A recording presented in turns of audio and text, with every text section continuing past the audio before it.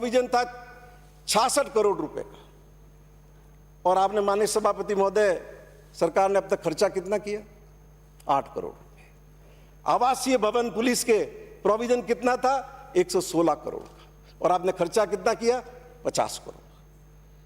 आधुनिकीकरण योजना में पिछले साल प्रावधान आपने 21-22 में किया 5 करोड़ का, खर्चा कुछ नहीं किया।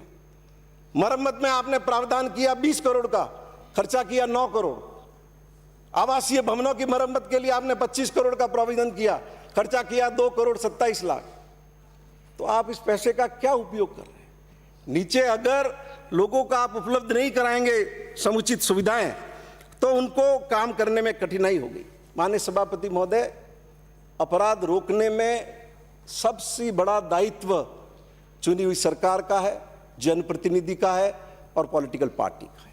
लेकिन मैं आपके माध्यम से विनती करूंगा, एसोसिएशन ऑफ डेमोक्रेटिक रिफॉर्म्स ने जो सूचना उपलब्ध कराई है, हिंदुस्तान के 363 एमपी और एमएलए ऐसे हैं जिनके खिलाफ गंभीर आपराधिक मुकदमे दर्ज है।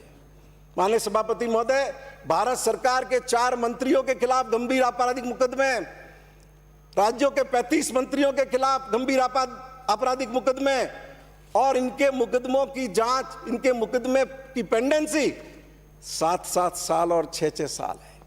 चुनाव होते हैं जब देश की जनता को हम कहते हैं कि हम स्पेशल कोर्ट खोलेंगे और इन एमपी एमएलए के खिलाफ जो आपराधिक मुकदमे हैं इनका डे टू डे बेसिस पर सुनवाई करके निस्तारण करेंगे, लेकिन जब हुकूमत में आ जाते हैं तो उस चीज को भूल जाते हैं। माननीय सभापति महोदय, भारत सरकार के मंत्री एल मुरुगन 21 मुकदमे दर्ज है उनके खिलाफ, निश्चित प्रामाणिक 13 मुकदमे इनके खिलाफ दर्ज है, और इसी तरह से एमपी जॉन बराला 5 मुकदमे, शांतनु ठाकुर 8 मुकदमे, पंकज चौधरी 5 मुकदमे। अब आप बताइए, इनके जरिए कौन सी व्यवस्था ठीक करने की दिशा में हम आगे बढ़ रहे हैं? आपके माध्यम से विनती करना चाहता हूं कि हर पॉलिटिकल पार्टी अगर चाहती है कि कानून व्यवस्था बेहतर रहे, सुशासन रहे, तो ऐसे आपराधिक चरित्र वाले लोगों को पार्टी प्रत्याशी बनाने से बचना चाहिए। माननीय सभापति महोदय, मैं आपके माध्यम से निवेदन करूंगा कि मुख्यमंत्री महोदय ने जो ये निर्बाध पंजीकरण की व्यवस्था की है, उसके कारण से पूरे राजस्थान के अंदर लोगों के अंदर एक भरोसा बढ़ा है।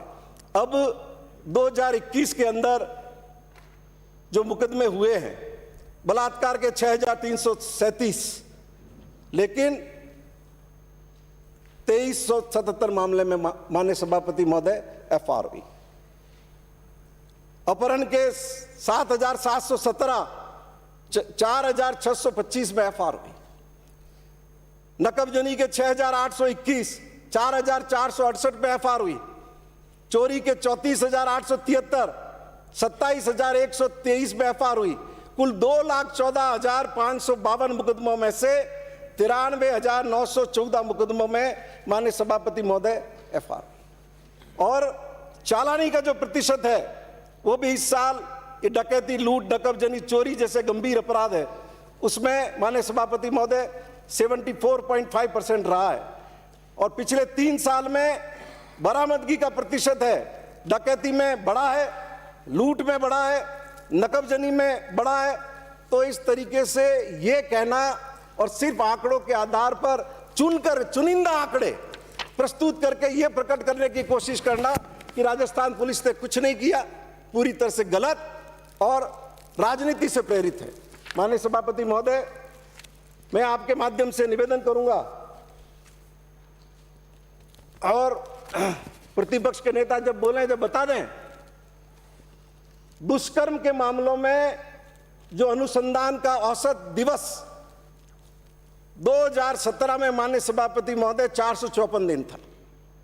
यह राजस्थान पुलिस का प्रयास है कि वो घट करके 2019 में 137 दिवस हो गया, 2020 में 116 दिन हो गया, और 2021 में मात्र 86 दिन रह गया। माननीय सभापति महोदय, और इसके लिए राजस्थान की पुलिस साधुवाद की पात्र है, राजस्थान के मुख्यमंत्री धन्यवाद के पात्र है।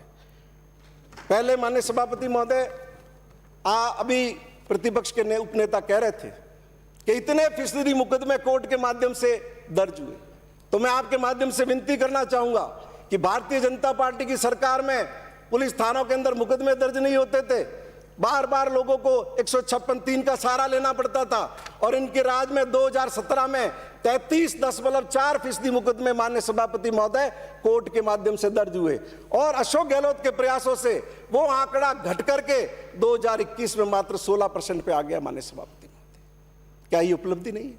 मैं आपके माध्यम से निवेदन करूंगा कि बलात्कार के मामलों में 510 प्रकरणों में सजा हुई, 5 में मृत्युदंड हुआ, 35 में आजीवन कारावास हुआ, और कैसे भयानक भयानक मुकदमे राजस्थान की पुलिस ने सॉल्व किए। मैं निवेदन करूंगा, ये नागौर जिले का पादुकोला का मुकदमा माननीय सभापति महोदय, बिल्कुल ब्लाइंड रेप का मुकदमा नाबालिग बच्ची से, और पुलिस ने किस आधार पर सॉल्व किया? मृतका की मुट्ठी में आरोपी के बाल, खून से लथपथ हाथ, आरोपी के पैरों से मिले सैंडल, और घटना स्थल पर मिले फुट मोल्ड का मिलान, और लास्ट सीन एविडेंस, और डीएनए रिपोर्ट में ह्यूमन सीमन की मौजूदगी।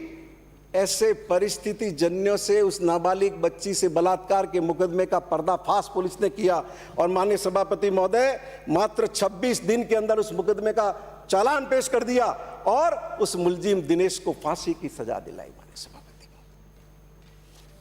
मैं आपके माध्यम से एक और मामले का निवेदन करूंगा। अजमेर जिले का मामला, पॉक्सो एक्ट का, लड़की बकरियां चलाने चली गई, कुछ पता नहीं चला, किसी अज्ञात व्यक्ति ने बलात्कार किया, कोई पुलिस के पास रास्ता नहीं था सिवाय अंधेरे में हाथ पैर मारने के। लेकिन मृतका के वेजाइनल स्वाब में आरोपी के डीएनए का मिलान करके पुलिस ने आरोपी को गिरफ्तार किया, और माननीय सभापति महोदय सिर्फ 4 महीने के अंदर उस नाबालिग बच्ची से बलात्कार के आरोपी को फांसी की सजा हुई। तो इस तरीके से राजस्थान पुलिस ने बेहतरीन काम करने की कोशिश की। अब मैं आपके माध्यम से निवेदन करूंगा, एक बहुत ही गंभीर बात है जिसकी ओर सरकार को भी ध्यान देना चाहिए और पुलिस के आला अधिकारियों को भी ध्यान देना चाहिए। पुलिस दबाव में माहौल को कंट्रोल करने के लिए आनन फानन में बहुत बार निर्दोष आदमी को गिरफ्तार करके बंद कर देती है, और बाद में वो व्यक्ति जब निर्दोष साबित होता है, कोर्ट से नहीं, पुलिस की दोबारा की गई जांच से, तो जिस आदमी ने निर्दोष आदमी को गिरफ्तार किया है न तो उसके खिलाफ कोई सार्थक कार्रवाई होती है, और जिस व्यक्ति के जीवन के इतने साल आपकी गलती से बर्बाद हो गए उसको न किसी तरह का मुआवजा देते हैं। मैं सिरोही के ही बल्लूर थाने के एक मुकदमे का मैं जिक्र करना चाहूंगा माननीय सभापति महोदय। 2018 में देवासी समाज के एक लड़के को हत्या और लूट के मामले में गिरफ्तार किया गया। 2018 में हमने थाने का घेराव किया, ये प्रतिपक्ष के उपनेता हमारे प्रभारी मंत्री होते थे।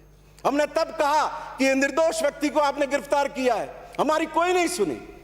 राज बदला, हमने अशोक गहलोत साहब से विनती की कि ये निर्दोष आदमी को हत्या के मुकदमे में फंसाया गया है, आप इसकी सीबीआई से जांच करवाइए।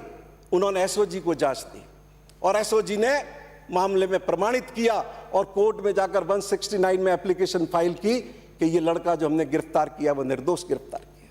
अब मैं आपके माध्यम से विनती करना चाहूंगा मंत्री जी से, क्या हत्या के मुकदमे खाली निचले स्तर का अधिकारी गिरफ्तार करता है? क्या एसपी स्तर का अधिकारी इसमें शामिल नहीं होता है? आप जब जवाब दें तो मैं अपना बोलना सार्थक मान लूंगा कि यदि आप इस मामले में क्या क्या कार्रवाई की उन दोषी पुलिस अधिकारियों के खिलाफ घोषणा करते हैं, और जिस बच्चे की जिंदगी के 4 साल आपकी वजह से खराब हो गए उसको आप क्या मुआवजा सरकार की ओर से प्रदान करते हैं। माननीय सभापति महोदय, मैं आपके माध्यम से एक और पुलिस की मांग पर आखिरी बात कहूंगा। पिछले साल 2 डीआईजी रैंक के अधिकारी आपने सिरोही जिले में जांच के लिए भेजे। शराब की तस्करी, अपराधों में पुलिस की मिली भगत, ये वो रिपोर्ट है जो 2 डीआईजी ने आपको दी। आप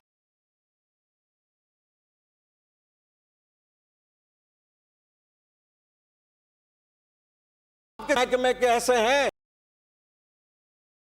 जो अंतरराज्यीय शराब तस्करों से बात करते थे, और उनकी कॉल डिटेल्स इन रिपोर्ट में मौजूद है। 40 लोगों के खिलाफ आज तक आपने कोई कार्रवाई नहीं की। माननीय सभापति महोदय, मैं आपके माध्यम से विनती करूंगा कि ऐसे मामलों में जिसको आपने 2-2 डीआईजी रैंक के अधिकारी भेज करके राजस्थान में सुर्खियों में लाया, फ्रंट पेज पे आपने छपवाया, तब कम से कम पब्लिक का इतना डीजल बाला है तो उस पर कार्रवाई तो करो।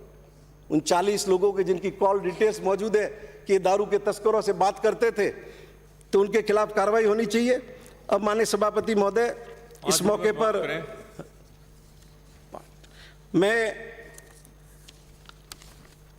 हमारे चूंकि प्रतिपक्ष के उपनेता ने भी एंटी करप्शन डिपार्टमेंट का जिक्र किया है, मैं भी राजस्थान की जनता की तरफ से भ्रष्टाचार निरोधक विभाग को इस बात की बधाई देना चाहूंगा कि उन्होंने जोरदार तरीके से राजस्थान में भ्रष्ट सरकारी अधिकारियों के खिलाफ कार्रवाई की और पूरे शासन के अंदर एक भय पैदा किया। आज हर अधिकारी बात करते हुए हिचकता है, पैसे लेते हुए हिचकता है, बार्गेनिंग करते हुए हिचकता है। एक वातावरण पूरे राजस्थान के अंदर बनाया कि एसीडी के लोग किसी भी समय पकड़ सकते हैं, और ये नहीं कोई छोटी मछलियां पकड़ी हो। IAS officer, IPS officer, Bharat सरकार के माननीय सभापति महोदय 32 अधिकारी भ्रष्टाचार निरोधक विभाग ने गिरफ्तार किए और राजस्थान के 103 अधिकारियों को माननीय सभापति महोदय गिरफ्तार किए। और बहुचर्चित मामला आपके ध्यान में होगा, कितना दबाव पड़ा पुलिस के ऊपर कि आरएसएस के निम्बाराम के खिलाफ मुकदमा दर्ज नहीं किया जाए, लेकिन पुलिस अड़िग रही, दृढ़ रही, छुपते फिरे और बाद में जाकर के हाईकोर्ट से स्टे लेके आ गए, वो एक अलग विषय है। लेकिन भ्रष्टाचार निरोधक विभाग ने, अब मैं आपसे विनती कर रहा हूं माननीय सभापति महोदय कि एसीडी को ताकत देनी चाहिए। बहुत सी घोषणाएं मुख्यमंत्री जी ने की है, लेकिन माननीय सभापति महोदय मैं आपके माध्यम से विनती करूंगा कि एसीडी में एडिशनल एसपी के 60 में से 36 पद खाली पड़े, इंस्पेक्टर के 98 में से 67 पद खाली पड़े हुए, कुल 1197 पद स्वीकृत है, 1157, जिसमें से मात्र 196 लोग कार्यरत हैं। अगर हमारी मंशा है कि हम राजस्थान की जनता को सुशासन उपलब्ध कराएं, भ्रष्टाचार मुक्त शासन उपलब्ध कराएं, तो मैं आपसे विनती करूंगा कि जिन जिन लोगों के पद रिक्त है आप उनको भरें, जिससे आने वाले वक्त में सुशासन देने का अपना सपना साकार हो के। एक आखिरी बात जेल के बारे में कह रहा हूं माननीय, हमारी जेल बोझ से दब रही है, जितनी क्षमता है उससे कई ज्यादा उनके अंदर कैदी है। इसलिए माननीय सभापति महोदय मैं निवेदन करूंगा मंत्री जी से कि आप नई जेल बनाएं और जहां जेल के अंदर क्षमता है वहां नए आप बैरक बनाएं, और खूंखार कैदी माननीय सभापति होते हैं, आप उनको कोर्ट में लेकर के आते हैं, कितनी व्यवस्था आपको करनी पड़ती है, और जो दूसरे लोग हैं वो उन खूंखार कैदियों से डर जाते हैं, कई बार बयान भी बदल देते हैं। इसलिए मैं आपसे विनती करूंगा वीडियो सिस्टम से सारी जेल को जोड़ो और वीडियो के जरिए ही उनके आप बयान करवाओ, और बहुत अच्छा हो कि जहां जहां आपके पास स्पेस है वहां जेल में ही आप कोर्ट चालू करें, जिससे जो कैदियों के लाने जाने के हजारों रुपए लाखों रुपए आपके खर्च होते हैं माननीय सभापति महोदय, वो खर्च नहीं हो। और ये जो बार बार बातें आती है जेल से फला आदमी अपनी गैंग चला रहा है, तो आप उनको इलेक्ट्रॉनिक इक्विप करो जेल को। कैसे मोबाइल वहां पे आप पता नहीं चलता कि मोबाइल अंदर यूज हो रहा है, कैसे जानकारी नहीं मिलती है। तो अगर ये आप व्यवस्थाएं सारी ठीक करेंगे तो आने वाले वक्त में जेलें भी बेहतर हो सकेगी। जेल में भी हम में से निकले हुए ही लोग रहते हैं और मानवीय आधार पर उनका संचालन करना चाहिए। मैं माननीय सभापति महोदय आपके माध्यम से राजस्थान सरकार से विनती करूंगा कि इन 3 साल में बहुत बेहतरीन तरीके से विपरीत परिस्थितियों में आपने राजस्थान की जनता को संभाला है, और आने वाले वक्त में भी मैंने जो सुझाव आपको दिए हैं उन पर आप अमल करेंगे तो आपका और बढ़िया होगा, जनता का भी बढ़िया होगा। बहुत बहुत धन्यवाद। श्री सतीश पूनिया।